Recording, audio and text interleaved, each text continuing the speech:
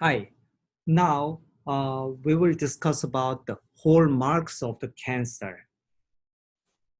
So what is hallmark? Hallmark is like a stamp on the metal. So I put a picture over here. So that's the hallmark. So the hallmarks of the cancer means kind of the standard characteristic of cancer, which was originally proposed by Doug Hanahan and Bob Weinberg in Cell paper in 2000. So the hallmarks of cancer, describing about six attributes for the acquired capabilities of cancer.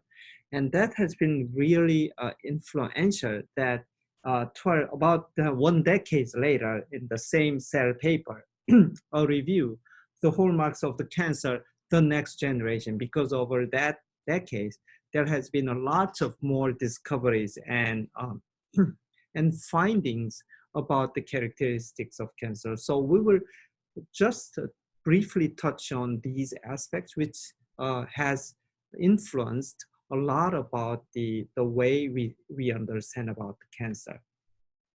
So let's go one by one. So first, acquisition of self-sufficiency in growth signals leading to unchecked growth. So growth signals such as make the cell to proliferate, divide and proliferate. If the growth signal is consistently coming, that can cause the cells to keep proliferating and form a mass or tumor. So that is a sustained proliferative signaling is one aspect of the cancer acquired. And the second is another is there are other mechanisms of inside the cell to suppress a growth, because keep growth means a tumor formation. So our cells have those sensitivity. However, somehow loss of sensitivity to this anti-growth signal can lead to unchecked growth. So that's the second one. It's kind of the cancer cells somehow evade these growth suppressor mechanism. And the third is the cells usually, if there is a mutation or some problem, the cells are supposed to die by themselves. So that's a self-suicidal mechanism or programmed cell death, which we call as apoptosis. But the cancer cells somehow acquire the loss of capability for apoptosis to allow growth, even there's genetic errors and external anti-growth signals. So that's the third one, resisting the cell that look at this nice symbol. So that's like a tomb, but resisting the cell death. And fourth is about senescence. So, the cell chromosome has a telomere. You remember that leads to Nobel Prize, the finding of the enzyme telomerase, which which keeps the telomere length. So when the cells proliferate and proliferate, the length of the telomere gets shortened until they are too short, then the cells will undergo apoptosis. But so that the cells will enter senescence and cannot proliferate immortally. So that immortality is kind of coming from losing the capacity for senescence, so that the cells now become, limitless replication is possible. So that this fourth as enabling somehow the cancers, many of the cancers enable replicative immortality. And the fifth is also is important, but when the tumor is forming, the cells inside is now beyond the distance of diffusion that will suffer from the oxygen and nutrient lack. So the cancer cells somehow acquire to secrete factors to nearby vessels to grow the new vessel forming to feed the cancer. So acquisition of sustained angiogenesis, literally meaning the new vessel formation, from existing vessel allows the tumor to grow beyond the limitation of passive nutrient diffusion. So this inducement of angiogenesis is another very important capabilities of the cancer. And finally, probably the most definitive aspect of how to define benign tumor into malignant cancer is the acquisition of the ability to invade neighboring tissue, which normal cell doesn't do it. And also the ability to spread or shed into distant part to building a new colony. We call it as a metastasis at distant sites, and forming malignant tumors is the sixth. So activating mechanism of invasion and metastasis is the acquired capabilities of the cancer. We can define by these six attributes as a very key capabilities of the cancer. Here I put carcinoma, and carcinoma is specifically a cancer arising from epithelial tissue. So why is carcinoma important?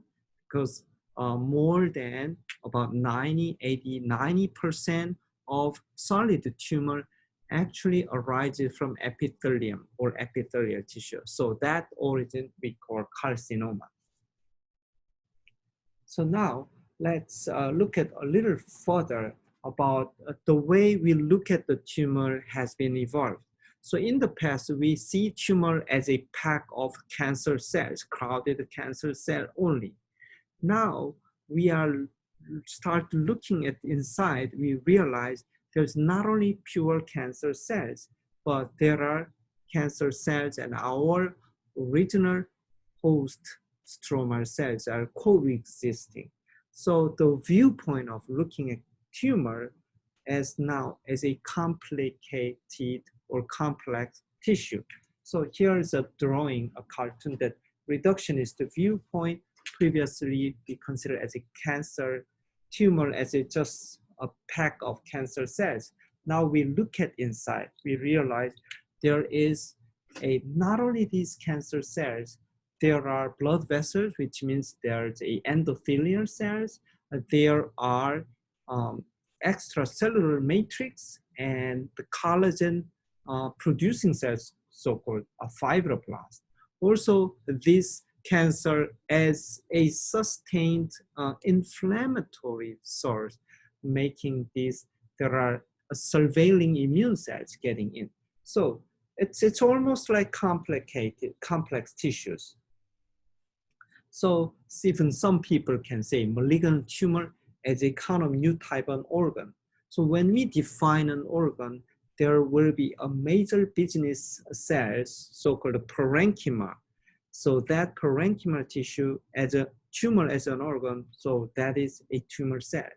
But then there are other supporting cells. So for example, this picture is another cartoon showing cancers in the tumor. There are cancer cells, but there's also host stromal cells and blood vessel and extracellular matrix. And these host stromal cells are connective tissue cells of an organ, such as including fibroblasts, immune cells, or vasculature cells, such as endothelium. So malignant tumor composes like one tumor cell, second is host stromal cell. Now let's consider this even more microscopic viewpoint.